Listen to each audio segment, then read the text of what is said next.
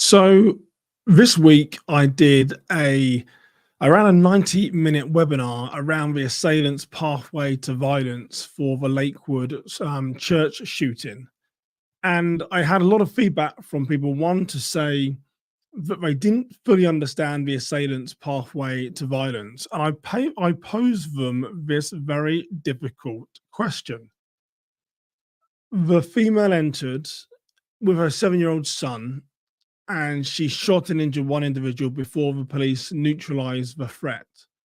And I posed the question on my webinar: is she a monster, or is she failed by a broken system? Because numerous people around her have mentioned schizophrenia, they've mentioned mental health, they've tried to raise the alarm and get her the help and support needed. So I'm just going to talk for around 15 to 20 minutes, and I'm going to cover the mental health side of the assailant. I want you to form an opinion now, and you might already have formed an opinion about the Lakewood Church shooting, the assailant. Is she another one of these monsters, or was she failed by a broken system? At the end, in the comments, please let me know if your views and opinions have changed around her.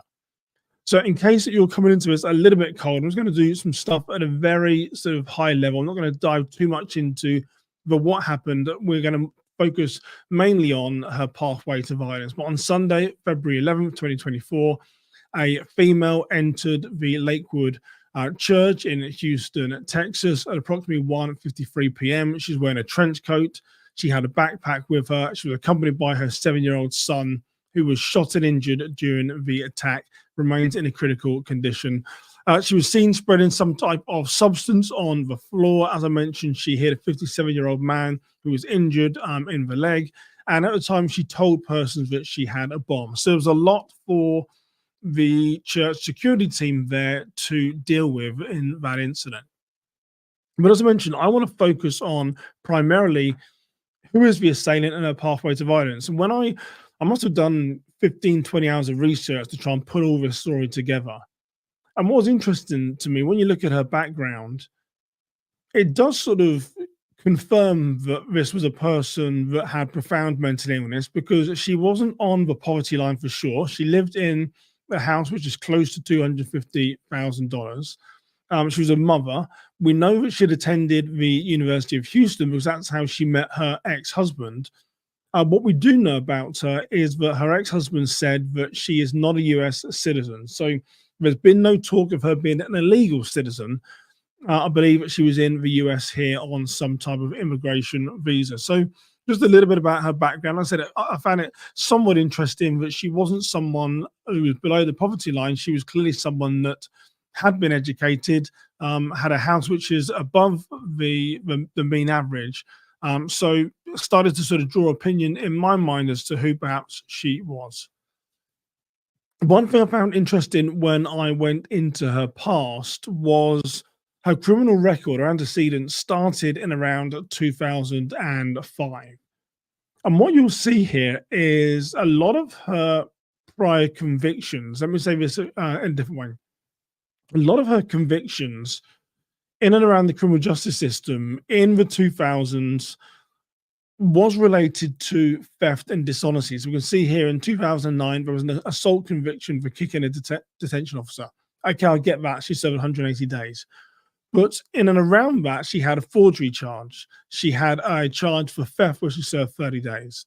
In 2010, she evaded arrest and she served 75 days, which then becomes a slightly different story. So let's talk about 2005's theft, forgery, dishonesty, which then comes to a different story when we fast forward to sort of 2016, the sort of last 7 or 8 years, where we see here in 2016, there was an emergency detention order by the Houston police, and they said that her history of mental illness was extensive.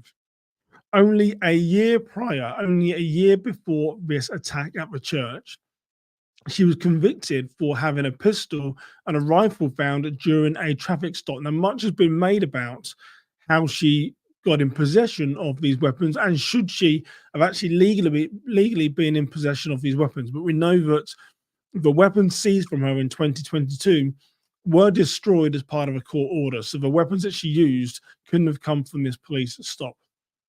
And then I also found in a source that in 2022, there was a second open case where she was unlawfully carrying a weapon, namely a firearm. So we see a little bit of a change in her criminal history from the 2000s, perhaps theft and dishonesty. And we can see here in her recent years, a lot of it has been around violence and possession of weapons. And I think that will correlate a bit later when I explain to you about her mental illness. What also interests me when I did some research is there's this comment from this Wesley Wittig, hopefully I'm saying his name right, from the district attorney's office.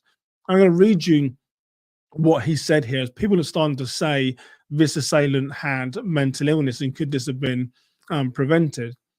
This Wesley Wittig says systems only document what's already happened. While that could result in some prevention, the real issue is probably deeper than that because it's people, and just tracking stuff doesn't fix people.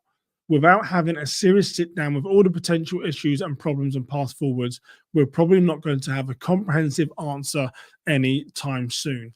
And what fascinated me about that is that's what we still have to work towards in modern day threat assessment, that there is a lot of tracking, there is a lot of documentation, there is a lot of trying to look at this program more holistically.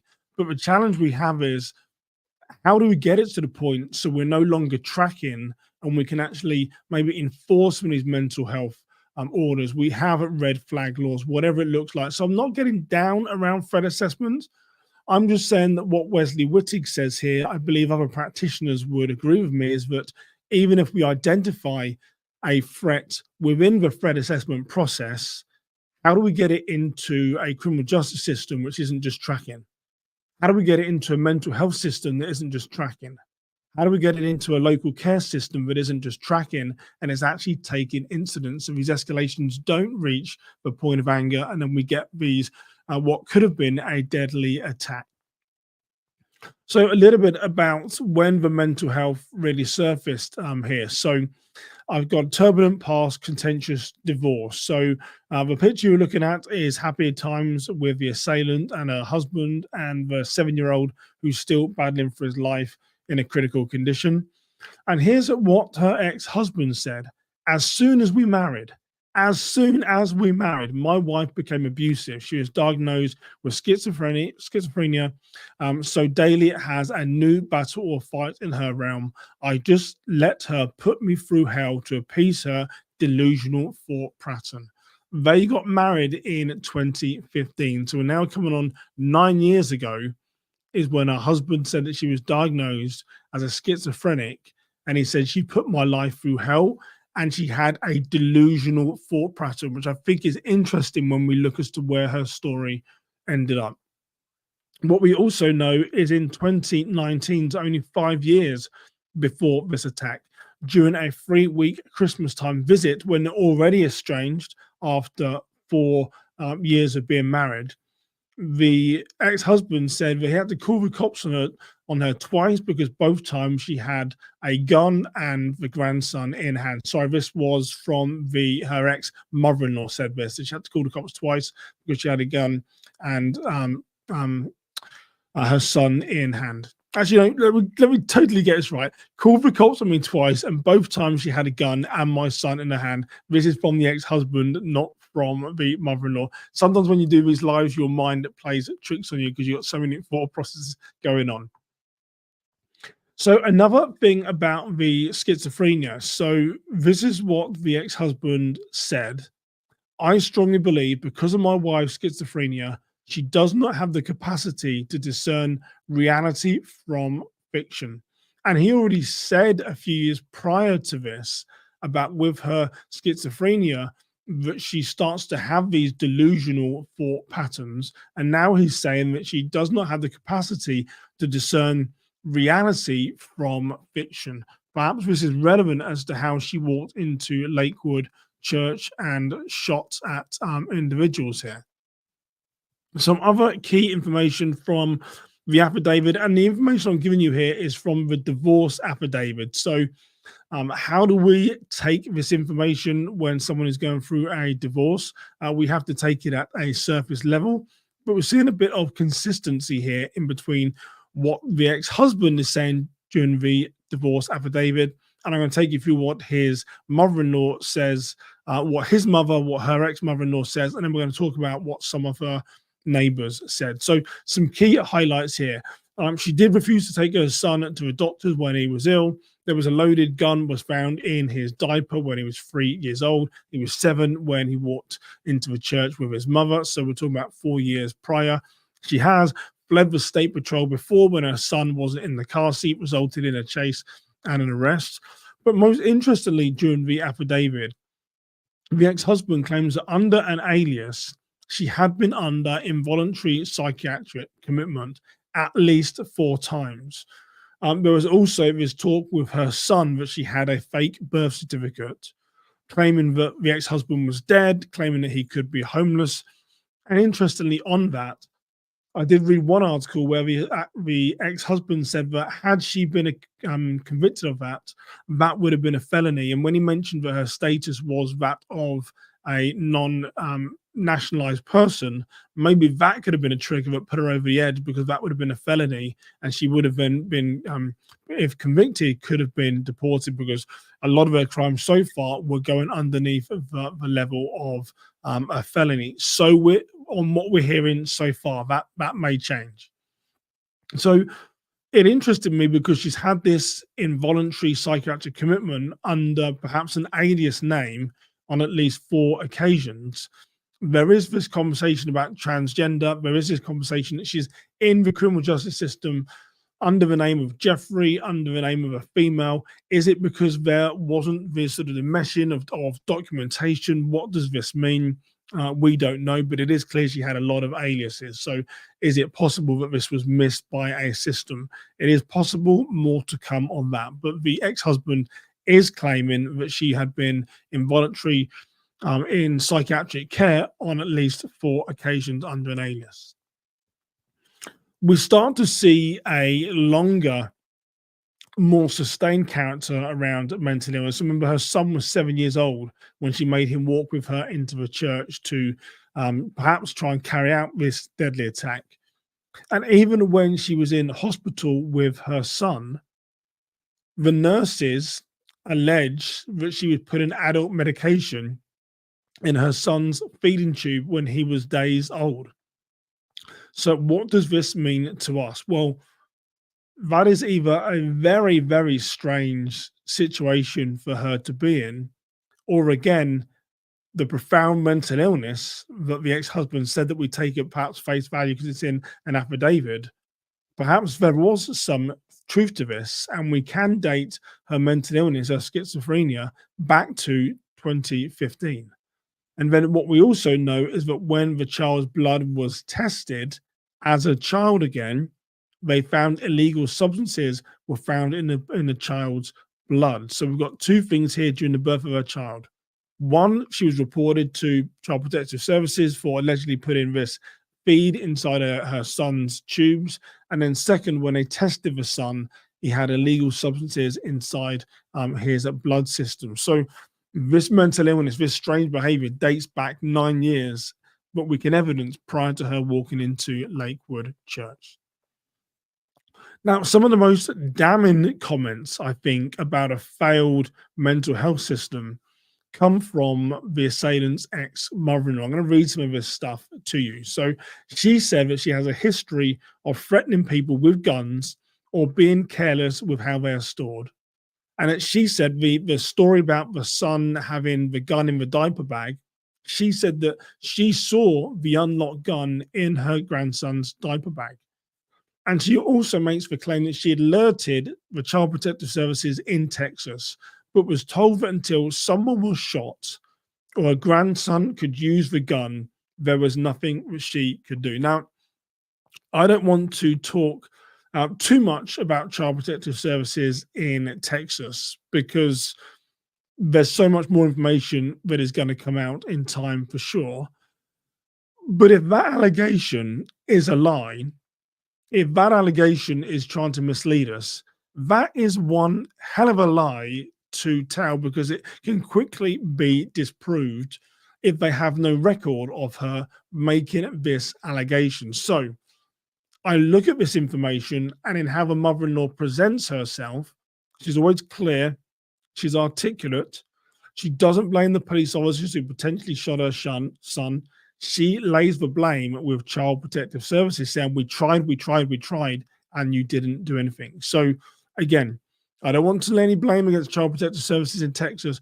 However, if this is a lie, that is very easy for them to disprove. So I take some weight the fact that this more likely in some way or form must have been escalated to them, because that's a big lie to be disproved if so.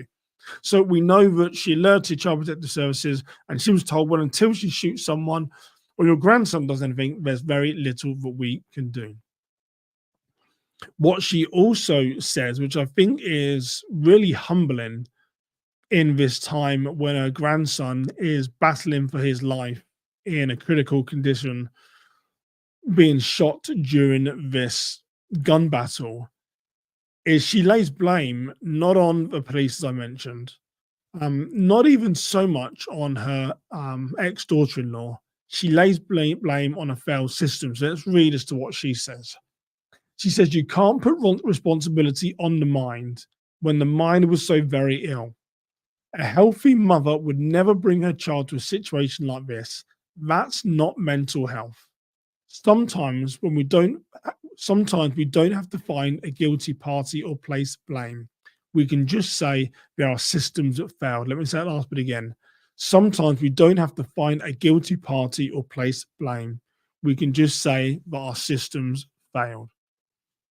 And I think it's really poignant because her next statement she made to another news station was, my daughter-in-law, when she was taking medication for schizophrenia, was a very sweet and loving woman. But mental illness is a real illness. And when family members seek emergency protections, they're not doing so for their own sake, but for the sake of the person who is ill and to protect her child and society. And I think as I talk to you about what the neighbors said, you'll see this pattern that is clear, is that people have escalated her mental illness. They have escalated her behaviors, and the system hasn't necessarily not only been able to support and help the assailant, but it hasn't supported those people that are raising the flag and saying something is not right here. We need to do something about it. So it was really interesting to me that she just said that clearly they've escalated it. And again, if these allegations are not true, they are big lies. They are very simple things for Department of Protective Services to say, hang on, that never happened. So again, I'm taking these at a certain level, but she's been calm, she's been clear, she's been articulated. She's not trying to lay blame on law enforcement or even her ex-daughter-in-law. She's saying this was a broken system, we've escalated. So I'd ask you to do the same, is take some of this information, perhaps at that level. We will find out in time where the middle ground is, but I take a lot of strength in what she is saying. What she also said, which was also fascinating, is my faith tradition, Jewish. There was a lot of talk about anti-Semitic writing that this assailant had on the butt of her gun. It said "Free Palestine" on there. She said, my faith tradition, Jewish, demands of me compassion, and I have it for my deceased daughter-in-law. Her brain was broken. What is the excuse for those who knew and did nothing, and for the legislators who refused to allow red flag laws?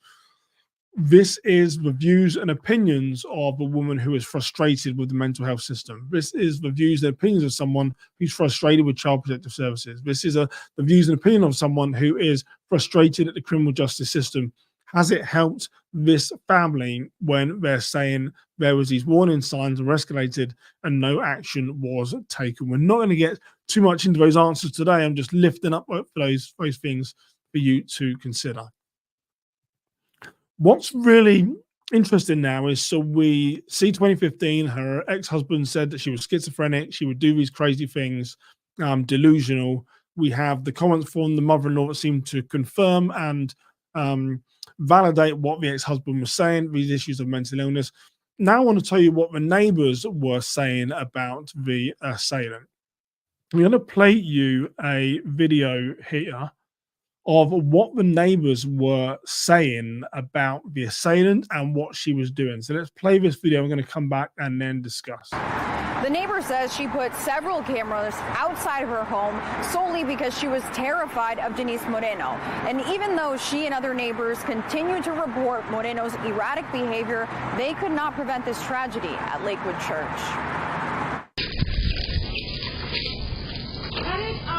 An exclusive glimpse into what neighbors say was years of harassment from Denise Moreno. Leave our alone. The woman next door says Moreno sprayed her property with a hose on several occasions in 2022. On this night, she says things escalated and she called 911. What is she doing? Well, she sprayed me down with a hose. We've had numerous problems with her, a nuisance in the neighborhood. Her husband comes out and attempts to confront Moreno from a distance. Moreno at the time was on the phone with a 911 dispatcher. And her husband wanted to come on my property. Is that okay if I go outside with my gun? No. Don't do that. Don't get yourself in trouble like that. Just stay in the house. Conroe police later respond to Moreno's home. You had your hose out here, what? See how far that water went? Yeah, because whenever she was on my property, I close and she went that way. Well, I looked at the video. The neighbor says she has dozens of videos like this. She even gave us pictures showing Moreno with swastikas displayed in the window, which were blurring. And this one showing her carrying what looks like a gun case into her home. All of this leading up to Sunday morning, where Moreno can be seen walking around her car. It's later backed up into the garage with a tarp concealing anything going in and out. And by afternoon, Moreno enters Lakewood Church with her 7-year-old son and opens fire. Now, interestingly, when the neighbor that saw her with that blue tarp you saw over the vehicle, where the vehicle was backed into the garage, it's got the blue tarp. The neighbor even said, when I saw her doing this, she said, I was just thinking, well, what is she up to now? And obviously we know she was obviously trying to get the gun in there in her erratic mind without being seen. But it was very sort of poignant to me that the neighbor just said it was just another incident that she did. So a lot to unpack there. But here is what we know about the neighbors. So records show that since 2019, there has been numerous dozens upon dozens of calls made to the Houston Police Department. So this neighbor, Jill Toff, who did go on record, said that between 2020 and 2023, she called the Houston Police Department on 19 occasions. On one time, she actually went to the PD. And interestingly, in the November of last year, she again called to say this time she'd been sprayed with water. And again, no blame at individual police officers, but the system here is broken. The officer said the incident was non-criminal, but Toff warned him that a larger confrontation seemed inevitable. The mother-in-law, she has profound mental illness. When she's on her medication for schizophrenia, she's a sweet lady. When she's off her medication, she's unpredictable.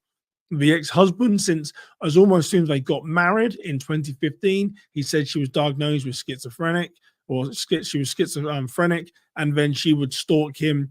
She was delusional, and she struggled to understand reality from the crazy things going on in her mind.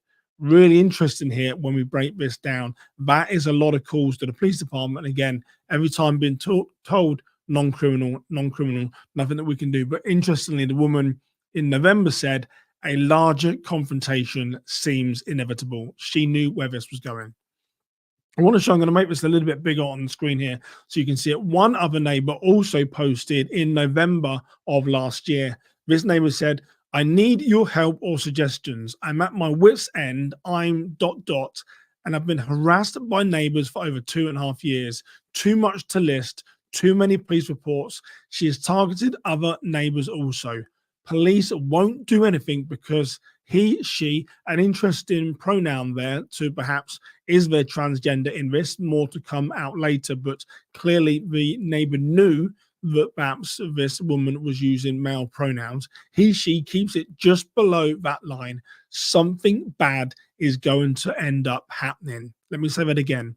Something bad is going to end up happening. My husband and I can't take it anymore, nor can we afford to move. Please help. These are two people that are saying here, this is escalating. The first one says, a larger confrontation seems inevitable. This person says something bad is going to happen. So I want to play for you a few minutes of an audio clip of some neighbors talking to a news crew that went to the neighborhood. I want you to hear some of their views and opinions as to how the system failed them. So let me get this video now, and we will listen to these neighbors talking about their views and opinions on the assailant. One of the reasons we want to do this is because 4 years I've been through hell. I have reported this, and it's gone on deaf ears. I've had psychological officers up here. Well, since they won't answer their door, they won't do anything. Until she hurts you, there's nothing we can do. So everybody keeps saying on all these big news stations that see something, say something. That's bullshit. Because I've been through it. I've talked to everybody. I've probably called every one of your news stations trying to get someone to take this on. Because I've been through hell. And no one would do anything. Nobody would call me back. And yet everybody's still on these stations saying, see something, say something. Nobody should have died. Nobody should have been hurt. This should have been handled years ago. And here we are again. Okay? What if she would have shot 30 people in there? This has got to stop. Don't keep giving everybody in the public saying something like, see something, say something, because that's bull. You try and you get nowhere. Terrorized. Can we talk about your situation? Can you just tell us? So she is very clear. One, she's annoyed. She's incredibly frustrated. She very simply says, I've told you guys in the news that are saying, see something, say something. I've done that and no one is taking action. She is incredibly, incredibly frustrated. So when we start to piece this story together, and I pose the question at the beginning, is this person a monster or is this a failed system? We saw the change in the criminal antecedents, we called them in the UK, the criminal history, did we not? But she started off theft and dishonesty. And then what do we see in the 2020, 21, 22? We saw more violent crime. We saw violence with weapons. We saw arrest with weapons. We have the ex-husband saying that she's schizophrenic and then she's stalking me when she's off her medication. She's delusional. She's all these things. We have the mother-in-law saying, I don't blame the police. I don't almost blame her. I blame the broken system. We've tried to get emergency protection orders to protect this 7-year-old, and we have been denied, we've been refused, and there's no red flag laws to help us. And then we have the neighbors at then saying, well, we're annoyed, we're frustrated. I've called numerous times. We've tried to get a mental health check against her, but she won't answer the door. And then they said, well, there's nothing we can do. Well, we just got to leave it. She's below that line. So it was fascinating to me when I put all this together as to what it means. And it reminded me, I can't remember how I heard this. And Albert Einstein isn't necessarily known maybe for his philosophy in this way, but he said something which is really poignant. I've never forgotten it. And if you're watching anywhere, take a screenshot of this, because this is, I think for me, this is gold. He says, the world is a dangerous place, not because of those who do evil, but because of those who look on and do nothing about it. Let me say it again. The world is a dangerous place, not because of those who do evil, but because of those who look on and do nothing about it. So when we look at this Lakewood Church shooting, when we look at the assailant's pathway to violence, we do have to ask ourselves, is this another monster who was destined, who was willing, who was able to try and carry out another mass attack? Which would be everyone, if I believe, everyone feels that this could have gone that way for sure, had it been at the 11 o'clock service and perhaps not at 2 o'clock. this could have been another deadly attack. So was she that person, or was this a person that had profound mental illness and was failed by a broken system? No, I may or may not have done enough to convince you on that, but I encourage you to listen to what I've said, take time to understand what the people around her life were saying. And when I first came into this, I thought, well, this is another crazy person that's walked into a public venue, tried to take human life, and the police have had to neutralize the situation and how sad it is. But as I looked into this and unraveled her mental illness, it's very clear to me that this person was failed by a broken system. And as I mentioned in my webinar, I have no answers to that question. What do we do next? How do we take these things forward? How do we prevent another attack? Threat assessment is part of that process for sure. But my challenge is, even when we have that threat assessment process, how do we convince people to take action? How do we make people get these persons to the top of their pile where we can say, we need to do something, we need to intervene in this person's life? And then what does that look like legislation-wise? Do we have the legislation to support these individuals? It's a very challenging and testing time. And as I said, I don't know what the answer is. I don't have the answers. But what I do believe, when you look at this woman's profound mental illness for the last 9 years, this was destined to happen because her behavior was escalating. Her mental illness was becoming more profound. And everyone, the two neighbors, something bad is going to happen. This is escalating. We saw this from family members. So I think, what can we do here today? I think we can all acknowledge that we play a role in this, and we have to push perhaps, and fight to get these people the help that we need. And I'll leave you with this closing comment, really, that the very system that is designed to protect me and you, that same system is designed to protect these people with very profound mental illness. And I think with this assailant, I have to look at all the information and say that system failed them. And there's many, many more people like her. So what do we do to change that broken system? I'd love your views and comments, wherever you are watching, whether you are listening to this. Please put a comment below. I would love your views and opinions. The system here failed. The system here was broken. What do we do to try and fix that broken system? I will leave you with that. Put a comment below. Until next time, take care, everybody.